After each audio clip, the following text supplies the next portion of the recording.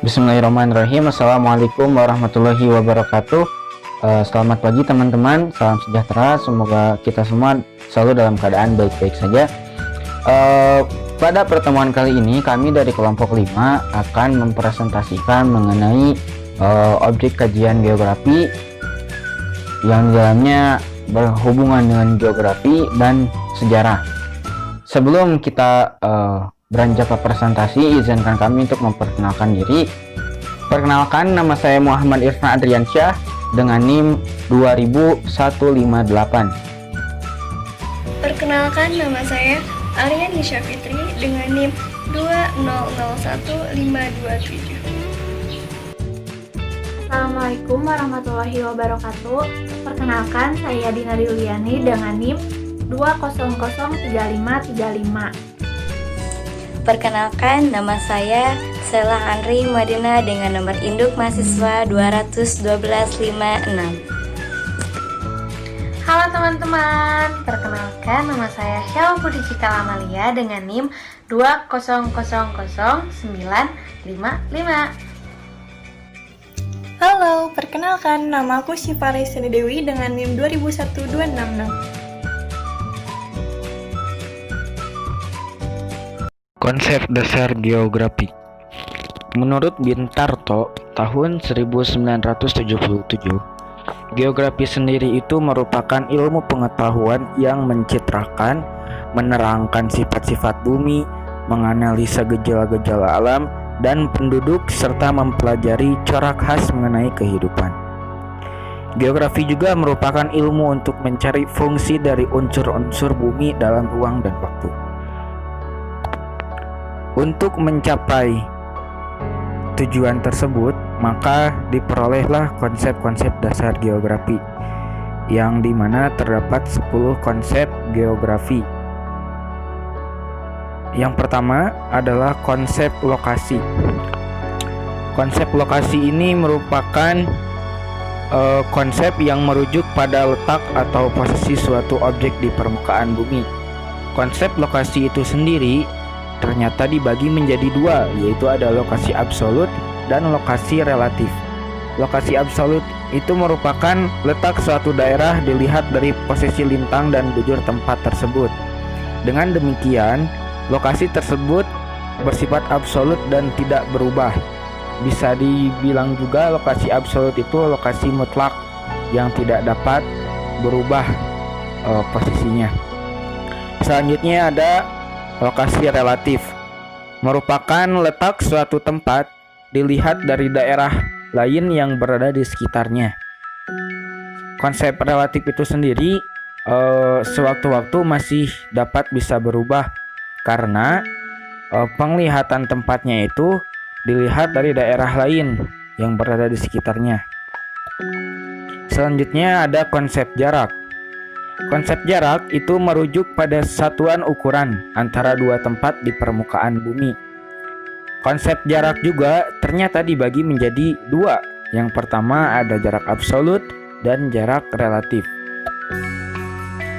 Jarak absolut adalah jarak geometrik yang dinyatakan dalam meter atau kilometer. Artinya sudah baku, sudah ada ketentuannya begitu ya. Sedangkan jarak relatif itu diukur dengan satuan waktu, misalnya hari, jam, menit, dan detik. Sehingga jarak yang dihitung melalui waktu sewaktu-waktu dapat berubah tergantung situasi dan kondisi pada suatu perjalanan. Selanjutnya ada konsep keterjangkauan. Konsep ini merujuk pada mudah atau tidaknya suatu lokasi diakses dari lokasi lainnya. Aspek yang umumnya diteliti adalah sarana transportasi, kondisi topografi, dan bentang alam. Untuk konsep ini sendiri, itu fungsinya untuk memudahkan mobilisasi Masyarakat dalam integrasi suatu daerah ke daerah lainnya. Selanjutnya ada konsep pola. Konsep ini berkaitan dengan susunan, bentuk, dan persebaran fenomena, baik alami maupun sosial di permukaan bumi. Untuk konsep pola itu sendiri terdiri atas 3 konsep. Yang pertama ada konsep pola berkelompok, menjalur, dan menyebar. Selanjutnya ada konsep morfologi. Konsep ini berkaitan tentang bentuk permukaan bumi yang beraneka ragam akibat tenaga geologi.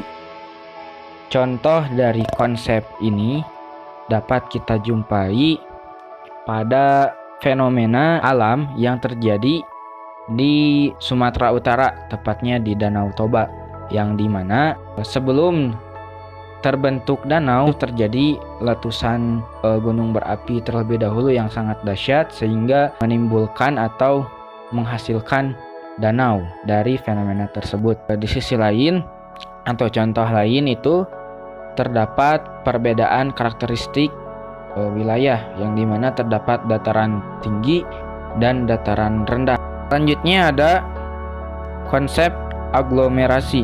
Konsep aglomerasi berkaitan dengan pemusatan aktivitas pada wilayah tertentu. Misalnya, pengelompokan kawasan industri yang dipisahkan dari daerah pemukiman.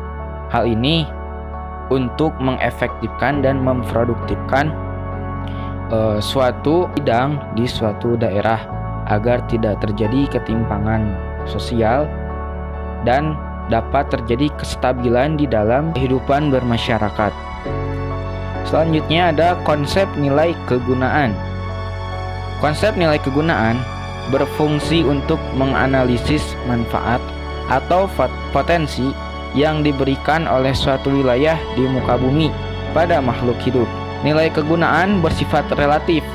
Misalnya, dataran tinggi dimanfaatkan untuk perkebunan, sedangkan daerah pantai dimanfaatkan sebagai tempat rekreasi. Selanjutnya ada konsep interaksi dan interdependensi. Konsep ini menjelaskan tentang interaksi antar wilayah di mana terjadi hubungan saling ketergantungan. Contoh dari konsep ini adalah bahan makanan seperti sayur dan buah-buahan dari wilayah pedesaan.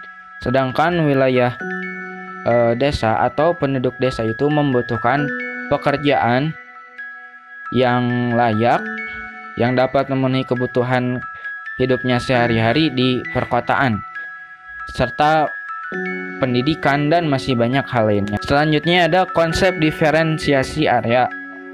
Konsep ini menunjukkan perbedaan karakteristik antar wilayah seperti bentang alam, kependudukan, pembangunan, dan perekonomian. Contoh dari konsep ini adalah mata pencaharian di daerah pantai itu biasanya didominasi oleh nelayan. Sedangkan mata pencaharian penduduk yang berada di dataran tinggi itu biasanya sebagai petani. Selanjutnya ada konsep keterkaitan keruangan. Konsep ini menjelaskan bahwa sesuatu yang terjadi di wilayah tertentu bisa saja disebabkan oleh aktivitas di wilayah lain.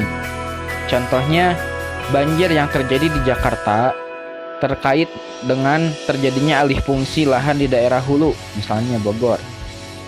Serta banjir yang terjadi di suatu daerah itu bisa disebabkan oleh gundulnya hutan yang berada di daerah lain. Konsep dasar sejarah. Yang pertama, kita harus mengetahui dulu apa pengertian dari sejarah itu sendiri. Dilansir dari situs resmi Kementerian Pendidikan dan Kebudayaan Republik Indonesia bahwa sejarah berasal dari bahasa Arab yaitu syajaratun yang berarti pohon. Di sini pohon diartikan sebagai pohon keluarga, sebagai keluarga yang bermakna asal usul atau silsilah, adanya suatu kejadian, perkembangan tentang sebuah peristiwa secara berkesinambungan.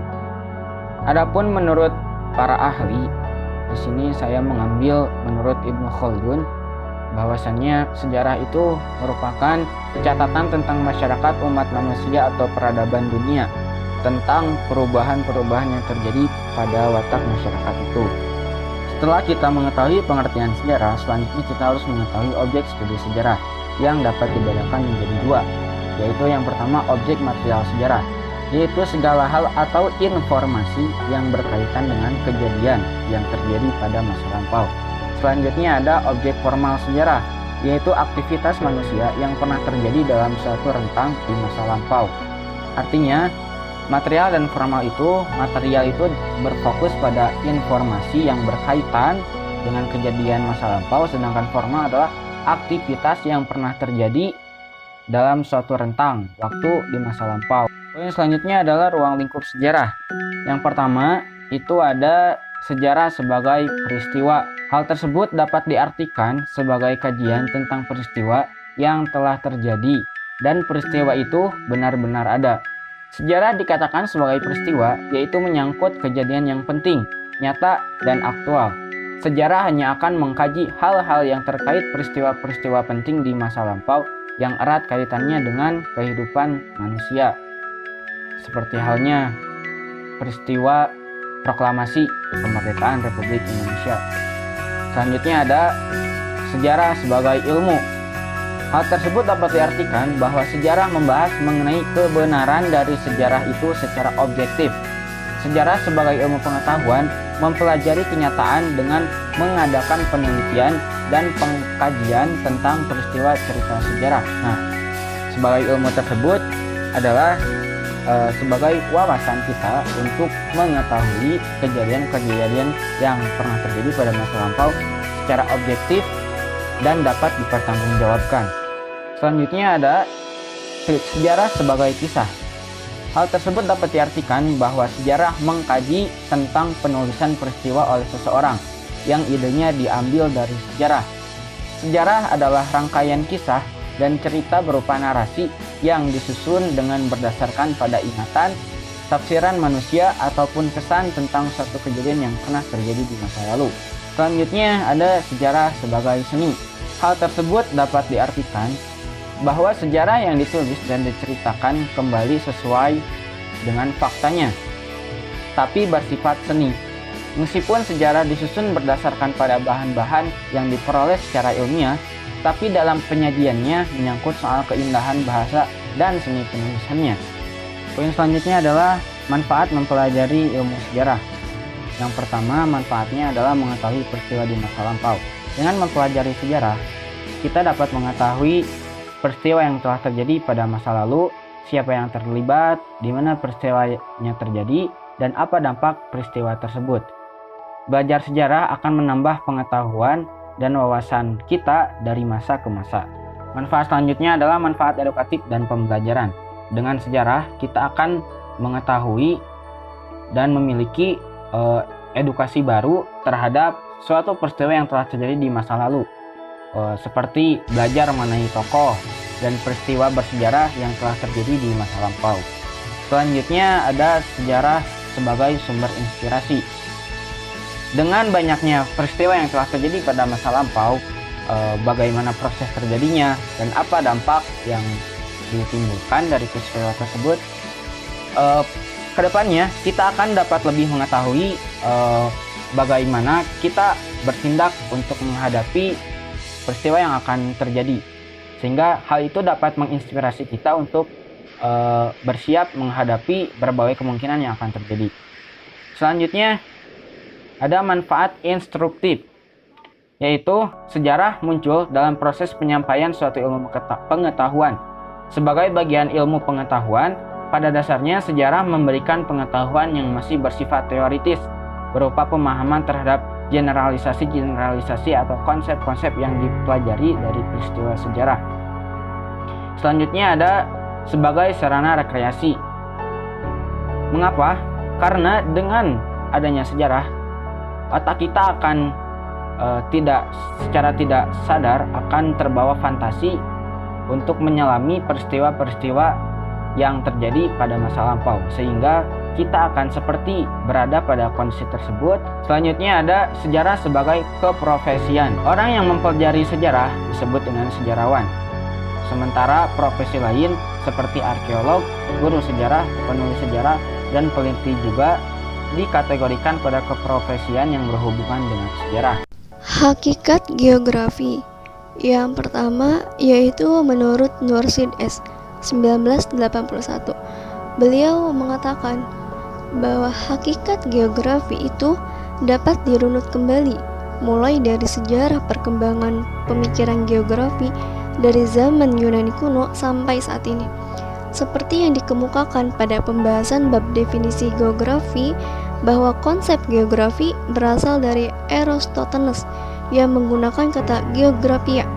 Nah, akar dari kata geografi atau geografia ini adalah geo, yang berarti bumi, dan grafika yang berarti lukisan atau tulisan.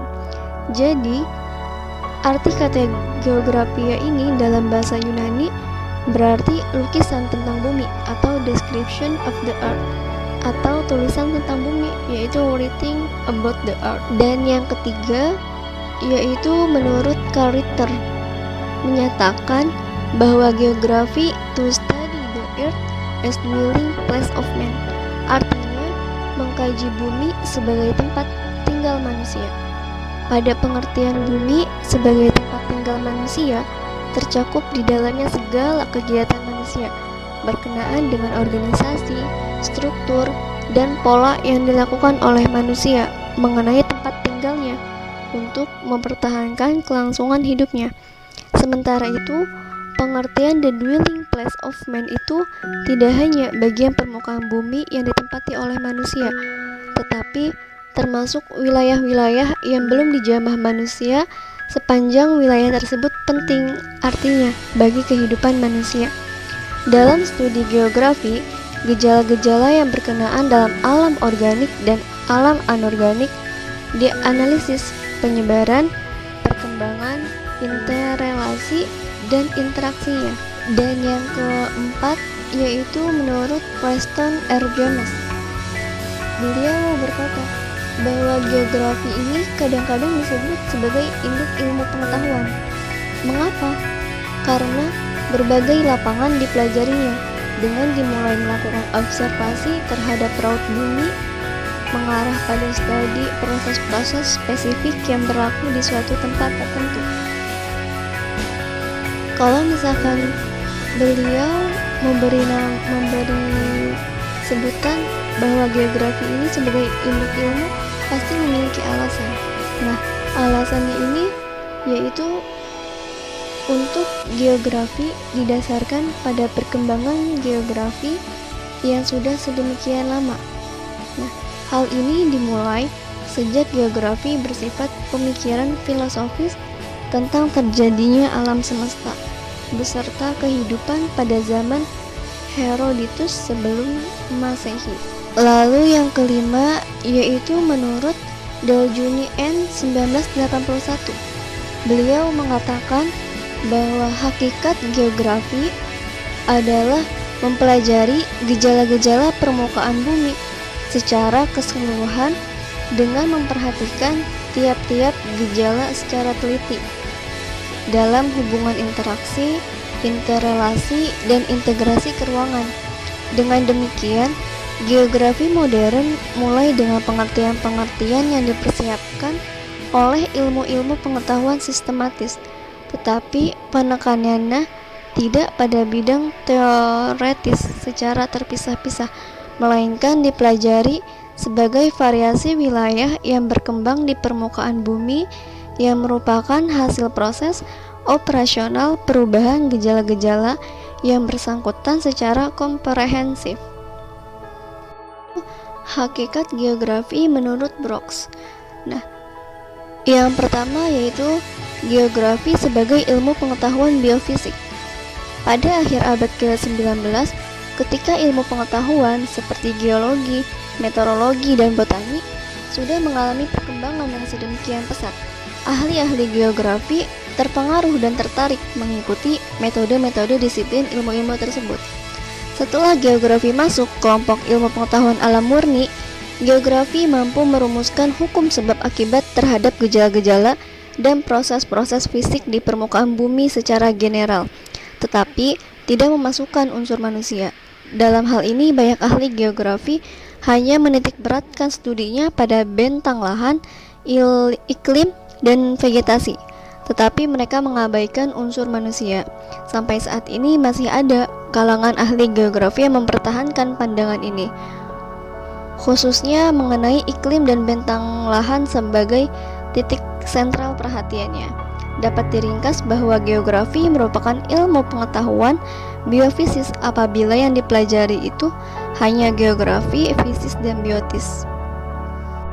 Yang kedua, yaitu geografi sebagai relasi hubungan timbal balik antara manusia dan alam. Gagasan ini berasal dari awal abad ke-19 ketika gagasan Darwin mampu menawarkan jawaban-jawaban tentang evolusi dan variasi masyarakat umat manusia. Adanya gagasan Darwin ini menyebabkan ahli-ahli ilmu pengetahuan sosial mengembangkan pemikiran tersebut lebih luas lagi. Sebagai contoh, bagaimana iklim tropis menghalangi kemajuan kebudayaan masyarakat setempat, sedangkan iklim sedang merangsang perkembangan kebudayaan masyarakat yang mendiaminya. Pemikiran-pemikiran semacam ini sebenarnya bukanlah hal yang baru. Pemikiran ini sudah ada pada zaman Yunani kuno, tetapi pandangan bahwa lingkungan alam mempengaruhi kondisi tingkah laku manusia di suatu wilayah merupakan persoalan di kalangan para ahli geografi. Yang ketiga, yaitu geografi sebagai ilmu ekologi manusia. Keanekaragaman di kalangan pengikut paham determinisme environmentalis mendefinisikan geografi sebagai ilmu pengetahuan yang mempelajari hubungan manusia dengan tempat tinggalnya. Nah, pandangan ini mengakui bahwa manusia bukan semata-mata hanya bagian dari lingkungan alam yang ada di sekelilingnya, tetapi di dalam diri manusia terdapat kekuatan-kekuatan yang berpengaruh terhadap kehidupan manusia sendiri. Paham ekologi manusia ini merupakan perbaikan dari paham determinisme environmental.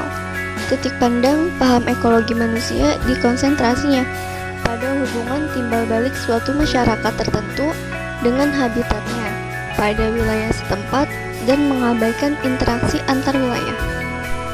Yang keempat, yaitu geografi sebagai studi bentang lahan. Nah, paham ini bertentangan dengan pendapat kaum environmentalisme yang mengatakan bahwa alam lebih bersifat pasif dan masyarakat manusia berperan lebih aktif.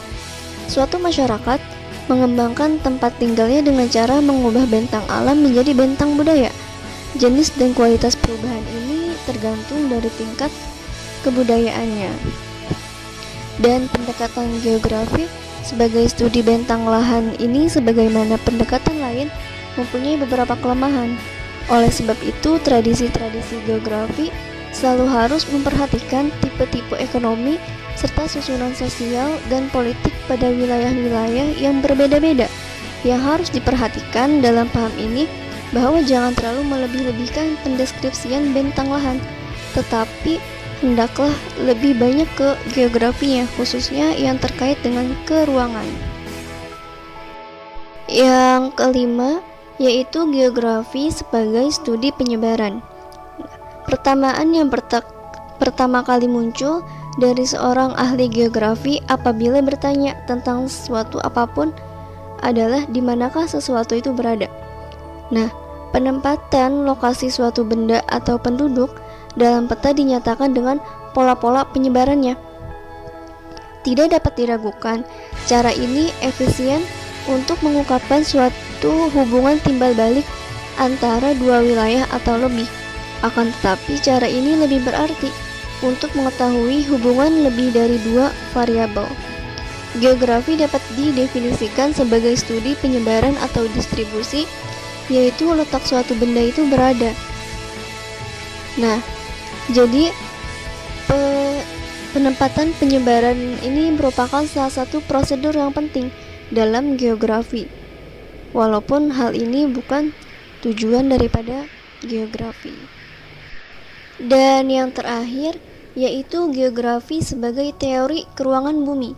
Nah, dalam perjalanan perkembangan pemikiran geografi, dari waktu ke waktu muncullah gagasan-gagasan agar ilmu geografi semakin bersifat ilmiah.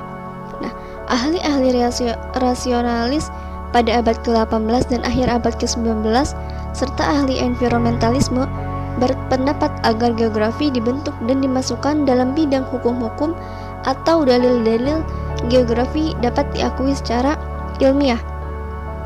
Nah, arah perkembangan ini memunculkan kekhawatiran di kalangan ahli geografi, yakni akan membatasi cakrawala geografi pada abstraksi ilmu pengetahuan relasi keruangan saja. Pencarian hukum-hukum atau dalil-dalil yang bersifat umum pada suatu tingkatan abstraksi tinggi akan segera berhadapan dengan akar geografi, yakni akan menghilangkan atau mengabaikan ruang dan waktu yang merupakan unsur pokok dalam geografi. Bismillahirrahmanirrahim, saya akan menjelaskan materi-materi geografi di sekolah dasar dan setingkatnya. Kelas 1 semester 1. Standar kompetensinya yaitu memahami identitas diri dan keluarga, serta sikap saling menghormati dalam kemajemukan keluarga. Kompetensi dasar yang pertama, mengidentifikasi identitas diri, keluarga, dan kerabat. Yang kedua, menceritakan pengalaman diri. Yang ketiga, menceritakan kasih sayang antar anggota keluarga. Yang keempat, menunjukkan sikap hidup rukun dalam kemajemukan keluarga. Kelas 1 semester 2, mendeskripsikan lingkungan rumah. Yang pertama, menceritakan kembali peristiwa penting yang dialami sendiri di lingkungan keluarga. Yang kedua, mendeskripsikan letak rumah. Yang ketiga, menjelaskan lingkungan rumah sehat dan perilaku dalam menjaga kebersihan rumah. Kelas 2 semester 1, memahami peristiwa penting dalam keluarga secara kronologis. Yang pertama, memelihara dokumen dan koleksi benda berharga miliknya. Yang kedua, memanfaatkan dokumen dan benda penting keluarga sebagai sumber cerita. Yang ketiga, menceritakan peristiwa penting dalam keluarga secara kronologis. Lalu, kelas 2 semester 2, kita akan memahami kedudukan dan peran anggota dalam keluarga dan lingkungan tetangga. Kompetensi dasar yang pertama, mendeskripsikan kedudukan dan peran anggota keluarga. Yang kedua, menceritakan pengalamannya dalam melaksanakan peran dalam anggota keluarga. Yang ketiga, memberi contoh bentuk-bentuk kerjasama di lingkungan tetangga. Kelas 3 semester 1, kita akan memahami lingkungan dan melaksanakan kerjasama di lingkungan sekitar rumah dan sekolah. Yang pertama, menceritakan lingkungan alam dan buatan di sekitar rumah dan sekolah. Yang kedua, memelihara lingkungan alam dan buatan di sekitar rumah. Yang ketiga, membuat denah dan peta lingkungan rumah dan sekolah. Yang keempat, melakukan kerjasama di lingkungan rumah, sekolah, dan kelurahan atau desa. Kelas 4 semester 1, kita akan memahami sejarah, kenampakan alam, dan keragaman suku bangsa di lingkungan kabupaten, kota, dan provinsi. Yang pertama, membaca peta lingkungan setempat dengan menggunakan skala sederhana. Yang kedua, mendeskripsikan kenampakan alam di lingkungan kabupaten, kota, dan provinsi, serta hubungannya dengan keragaman sosial dan budaya. Yang ketiga, menunjukkan jenis dan persebaran sumber daya alam, serta pemanfaatannya untuk kegiatan ekonomi di lingkungan setempat. Yang keempat, menghargai keragaman suku bangsa dan budaya setempat. Yang kelima, menghargai berbagai peninggalan sejarah di lingkungan setempat dan menjaga kelestariannya. Yang keenam, meneladani kepahlawanan dan patriotisme tokoh-tokoh di lingkungannya. Kelas 4 semester 2, kita akan mengenal sumber daya alam, kegiatan ekonomi, dan kemajuan teknologi di lingkungan kabupaten atau kota dan provinsi. Kompetensi dasar yang pertama, mengenal aktivitas ekonomi yang berkaitan dengan sumber daya alam dan potensi lain di daerahnya. Yang kedua, mengenal pentingnya koperasi dalam meningkatkan kesejahteraan masyarakat. Yang ketiga, mengenal perkembangan teknologi produksi, komunikasi, dan transportasi serta pengalaman menggunakannya. Yang keempat, mengenal permasalahan sosial di daerahnya. Lalu kelas 5 semester 1, kita akan menghargai berbagai peninggalan dan tokoh sejarah yang berskala nasional pada masa Hindu-Buddha dan Islam, serta keragaman kenampakan alam dan suku bangsa serta kegiatan ekonomi di Indonesia. Seperti kompetensi dasar yang pertama, mengenal makna peninggalan-peninggalan sejarah yang berskala nasional dari masa Hindu, Buddha, dan Islam di Indonesia. Yang kedua, menceritakan tokoh-tokoh sejarah pada masa Hindu, Buddha, dan Islam di Indonesia. Yang ketiga, mengenal keragaman kenampakan alam dan buatan serta pembagian wilayah waktu Indonesia dengan menggunakan peta, atlas, globe, dan media lainnya. Yang keempat, menghargai keragaman suku bangsa dan budaya di Indonesia. Yang kelima, mengenal jenis-jenis usaha dan kegiatan ekonomi di Indonesia.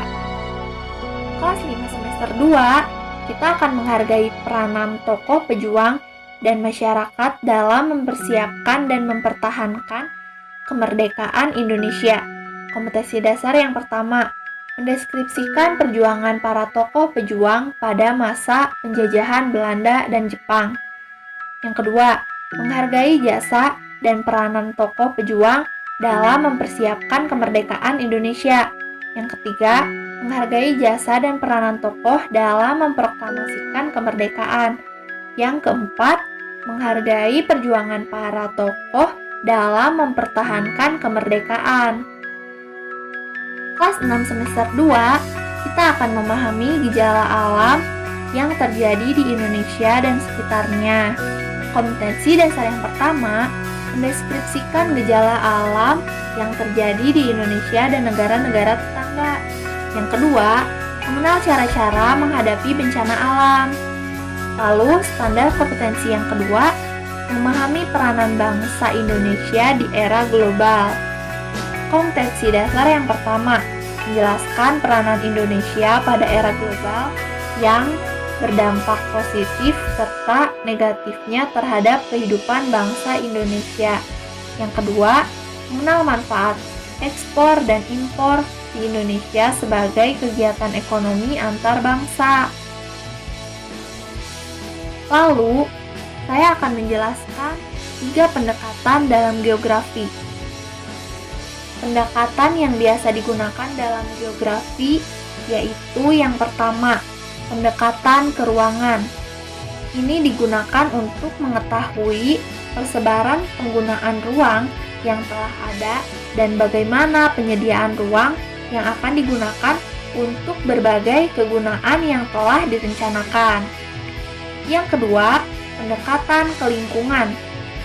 Ini digunakan untuk mengetahui hubungan atau keterkaitan di suatu lingkungan tertentu, baik antar makhluk hidup dengan makhluk hidup itu sendiri maupun antar makhluk hidup dengan habitatnya. Pendekatan ke lingkungan ini sering pula dinamakan pendekatan ekologis. Yang terakhir adalah pendekatan kompleks wilayah.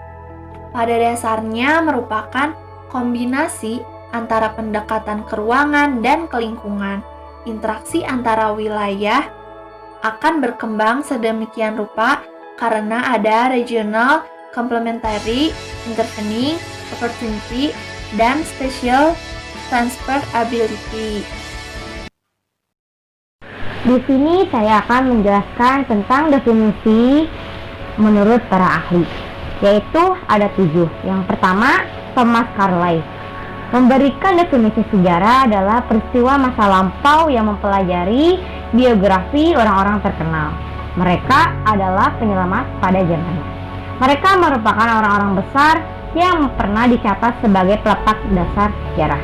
Lalu yang kedua, menurut Herodotus, ahli sejarah pertama dunia berkebangsaan Yunani, yang mendapat julukan The Father of History atau Bapak Sejarah. Menurut Herodotus, sejarah tidak berkembang ke arah depan dengan tujuan yang pasti, melainkan bergerak seperti garis lingkaran yang tinggi rendahnya diakibatkan oleh keadaan manusia. Lalu yang ketiga, menurut Ibnu Khaldun, mendefinisikan sejarah sebagai catatan tentang masyarakat, umat manusia, atau peradaban dunia, tentang perubahan-perubahan yang terjadi pada watak masyarakat itu. Lalu yang keempat, menurut Giffey Bridge, sejarah adalah catatan dari apa yang telah dipikirkan, dikatakan, dan diperbuat oleh manusia. Lalu yang kelima, menurut Wilhelm Wundt, sejarah itu menitik beratkan pada pencatatan yang berarti dan penting saja bagi manusia. Catatan itu meliputi tindakan-tindakan dan pengalaman-pengalaman manusia di masa lampau pada hal-hal yang penting sehingga merupakan cerita yang berarti. Lalu yang keenam, menurut Patrick Gardner, sejarah adalah ilmu yang mempelajari apa yang telah diperbuat oleh manusia. Lalu yang terakhir, menurut Ruslan Abdul Ghani, sejarah ialah ilmu yang meneliti dan menyelidiki secara sistematis keseluruhan perkembangan masyarakat serta kemanusiaan di masa lampau beserta kejadian-kejadiannya, dengan maksud untuk menilai secara kritis seluruh hasil penelitiannya.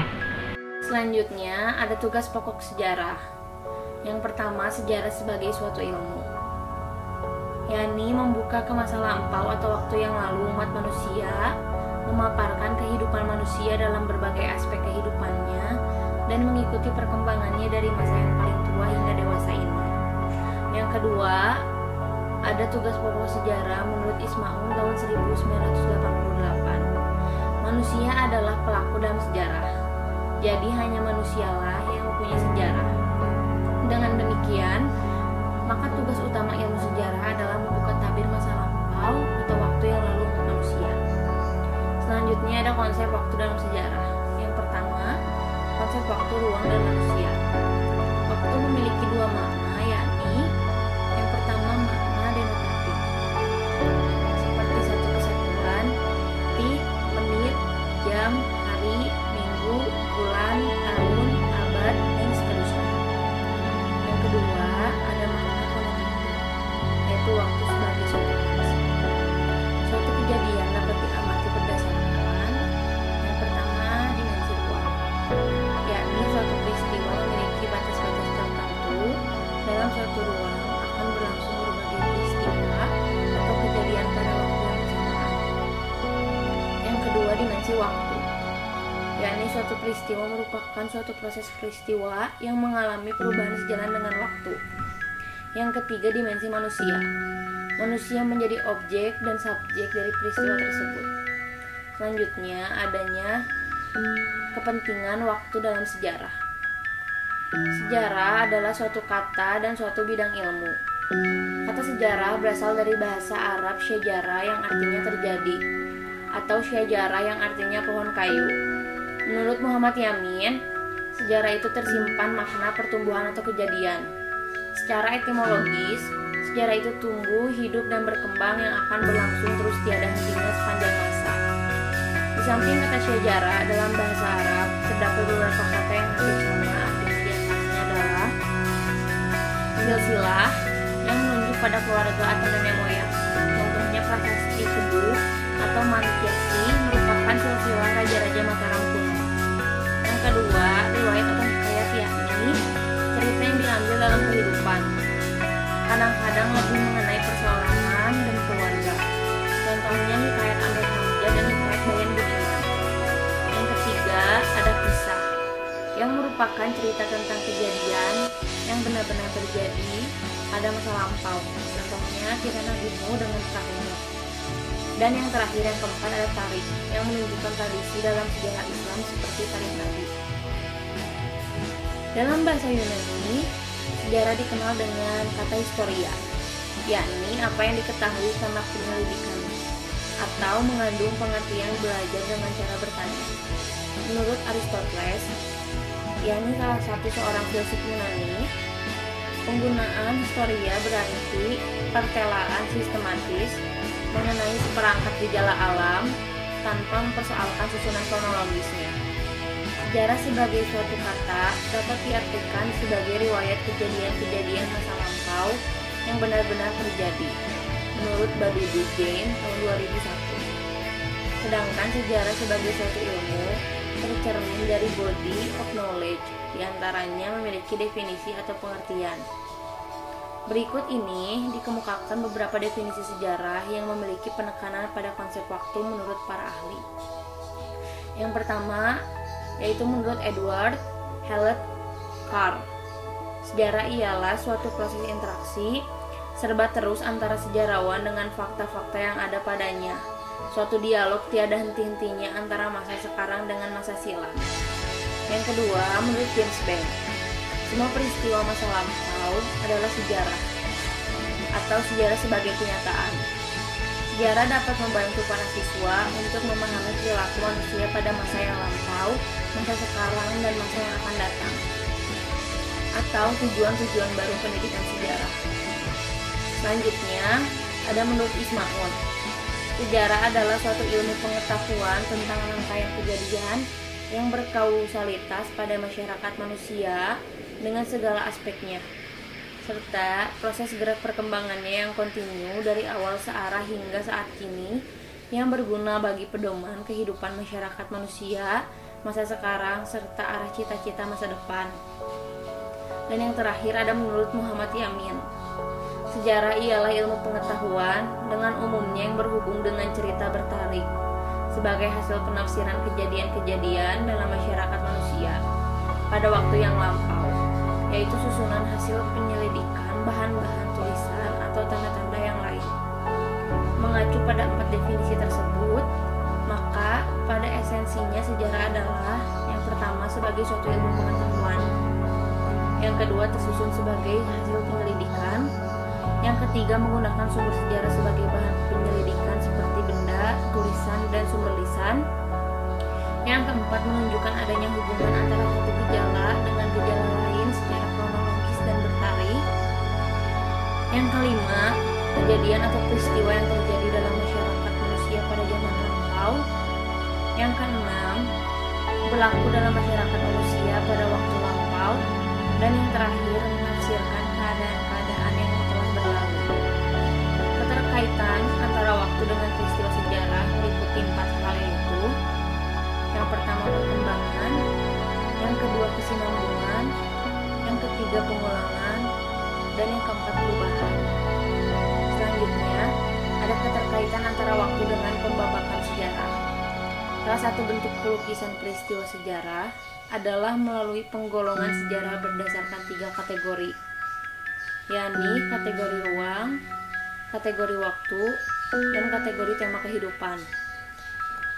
Menurut Xenopol, pada Ghazalba tahun 1966, peristiwa berurutan merupakan objek studi sebagai ilmu, karena sejarah menitik beratkan urutan sebagai pokok penelitian. Urutan yang dimaksud adalah pertumbuhan dan perkembangan dalam esensi pengertian tentang perubahan, baik evolusi maupun revolusi. Kurun waktu memiliki 3 dimensi, yaitu waktu yang lalu, waktu sekarang, dan waktu yang akan datang. Dalam hal ini, perjalanan waktu atau kelangsungan perlu dibuat batasan awal dan akhirnya yang disebut kurun waktu atau babakan waktu secara berurutan atau section, yaitu prinsip kronologi dalam sejarah. Pembabakan waktu pada sejarah Eropa meliputi zaman kuno, abad pertengahan, zaman baru, dan zaman terbaru. Selanjutnya ada sejarah lokal dalam pembelajaran IPS. Sejarah lokal merupakan salah satu cabang dari ilmu sejarah yang berusaha untuk mengkaji peristiwa-peristiwa di dalam masyarakat manusia pada masa lampau yang terjadi di satu tempat saja atau ruang. Kategorisasi sejarah berdasarkan keluasan ruang sejarah yaitu yang pertama ada sejarah lokal, yang kedua ada sejarah daerah, yang ketiga ada sejarah nasional, yang keempat ada sejarah kawasan atau tertentu, dan yang terakhir ada sejarah dunia. Menurut Dasuki tahun 1974 mengemukakan bahwa sejarah ibarat geografi dalam gerak, atau history is geography in motion. Selanjutnya ada menurut Michael Cameron tahun 1977, para ahli sejarah penting untuk mengingat kembali masa lampau, sebab hidup masa datang dibangun di atas hidup masa lampau. Pembelajaran sejarah merupakan bagian dari mata pelajaran ilmu pendidikan sosial untuk menjaga dan sekolah menengah pertama. Pada kurikulum tingkat satuan pendidikan atau KTSP, sekolah dan guru diberi wewenang dalam mengembangkan kurikulum sesuai dengan potensi daerah masing-masing. Oke, selanjutnya kita masuk ke sejarah lokal dan contohnya. Pengertian sejarah lokal menurut para ahli. Pertama adalah menurut Taufik Abdullah. Menurut Taufik Abdullah dinyatakan bahwa yang dimaksud sejarah lokal adalah sejarah dari suatu tempat, suatu lokaliti yang batasannya ditentukan oleh perjanjian yang diajukan penulis sejarah. Kedua adalah menurut Carol Cummins. Dinyatakan bahwa local history is the study of the past event, or people or groups in a given geographic area. The focus of the local history can be the place itself, the people who live there, or even that took place in a particular location. Kemudian, yang ketiga adalah menurut Michael Lewis. Dikatakan bahwa sejarah yang terjadi dalam lokasi tertentu bukanlah sesuatu yang terisolasi dari peristiwa yang lebih luas. Kemudian, yang keempat adalah menurut Abdullah. Menurut Abdullah, ruang lingkup sejarah lokal adalah keseluruhan lingkungan sekitar baik yang menyangkut kesatuan wilayah seperti desa, kecamatan, kota kecil, kabupaten atau kesatuan lokalitas lainnya beserta institusional budaya yang berada di dalamnya seperti keluarga, pola pemukiman, lembaga pemerintah, dan perkumpulan kesenian serta yang lain-lain. Oleh karenanya, dalam kajian sejarah lokal berbagai aspek dari kehidupan masa lampau masyarakat setempat diselidiki apa itu aspek politiknya, sosial, ekonomi, kebudayaannya, dan sebagainya. Namun perlu digarisbawahi kalau problem-problem pokok haruslah bertitik tolak dari realitas lokal itu sendiri. Kemudian kita lanjut ke bagian ruang lingkup sejarah lokal. Tadi sudah disebutkan, menurut pengertian Abdullah, di mana keseluruhan lingkungan sekitar baik yang menyangkut kesatuan wilayah seperti desa, kecamatan, kota kecil, kabupaten atau kesatuan lokalitas lainnya, beserta institusional budaya yang berada di dalamnya seperti keluarga, pola pemukiman, lembaga pemerintah setempat, perkumpulan kesenian, dan lain-lain. Selanjutnya, kita masuk ke pentingnya mempelajari sejarah lokal. Pertama adalah untuk menilai kembali generalisasi-generalisasi yang seiring terdapat dalam sejarah nasional, periodisasi, dualisme, ekonomi, dan lain-lain. Kemudian meningkatkan wawasan atau pengetahuan kesejahteraan dari masing-masing kelompok yang akhirnya akan memperluas pandangan tentang dunia Indonesia. Kemudian yang ketiga adalah membantu sejarawan profesional membuat analisis-analisis kritis. Yang keempat adalah menjadi sumber bahan atau data sejarah untuk kepentingan nomor satu dan para peneliti lainnya. Sekarang kita masuk ke pembelajaran sejarah lokal di sekolah dasar. Pertama, tujuan pengajaran sejarah di sekolah. Tujuan pembelajaran sejarah adalah mendorong siswa berpikir kritis, analitis, dalam memanfaatkan pengetahuan tentang masa lampau untuk memahami kehidupan masa kini dan masa yang akan datang. Yang kedua adalah memahami bahwa sejarah merupakan bagian dari kehidupan sehari-hari. Yang ketiga adalah mengembangkan kemampuan intelektual dan keterampilan untuk memahami proses perubahan dan keberlanjutan masyarakat. Yang kedua, yaitu pentingnya memahami makna lokalitas.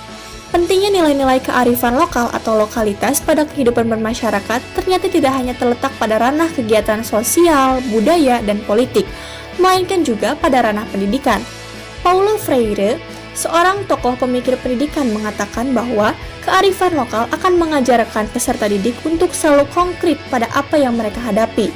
Dalam bukunya yang berjudul Cultural Action for Freedom, ia menyebutkan bahwa dengan dihadapkannya peserta didik dengan problem dan situasi yang dihadapi, mereka akan merasa lebih tertantang untuk kemudian menanggapinya secara kritis. Maka dari itu, Freire menegaskan bahwa sangat diperlukan adanya integrasi ilmu pengetahuan dengan kearifan lokal. Selanjutnya adalah adanya LPTK. Sekarang ini, LPTK sedang memasuki era baru, di mana dalam setiap institusi terdapat misi ganda, yaitu misi utama mempersiapkan berbagai jenis dan jenjang program pendidikan tenaga kependidikan, dan misi kedua yaitu melalui berbagai program non-kependidikan untuk mempersiapkan tenaga profesional di luar profesi kependidikan. Perubahan misi tunggal kepada institusi dengan misi ganda ini banyak menimbulkan permasalahan yang banyak dipertanyakan oleh masyarakat umum. LPTK ini sebenarnya merupakan salah satu kunci keberhasilan atau berhasil atau tidaknya pendidikan di Indonesia. Maka, untuk mampu memberikan pengajaran yang baik kepada muridnya, pendidik pun harus cukup ilmu terlebih dahulu. Selanjutnya adalah fokus pembahasan. Materi sejarah dalam IPS di SD mulai kelas 2 semester 2 dengan substansi memperkenalkan life history dengan tema sejarah keluarga. Kelas 3 semester 2 ada materi sejarah uang. Kelas 4 semester 1 ada 2 materi yang cukup banyak, yakni pertama, peninggalan sejarah lokal di sekitar kabupaten dan provinsi dan upaya pelestariannya. Yang kedua adalah meneladani kepahlawanan dan patriotisme tokoh-tokoh di lingkungannya. Nah, kelas 5 semester 1 bahkan materi sangat luas, yaitu sejarah Hindu, Buddha, dan Islam, serta mengenal tokoh-tokohnya. Nah, untuk kelas 5 semester 2, mata pelajaran IPS diisi hanya dengan materi sejarah dari perjuangan zaman Belanda, kemerdekaan, hingga perjuangan mempertahankan kemerdekaan. Nah, untuk kelas 6 itu tidak ada lagi materi sejarah dalam pelajaran IPS. Sekian, terima kasih. Semoga bermanfaat. Terima kasih telah menyaksikan. Assalamualaikum warahmatullahi wabarakatuh.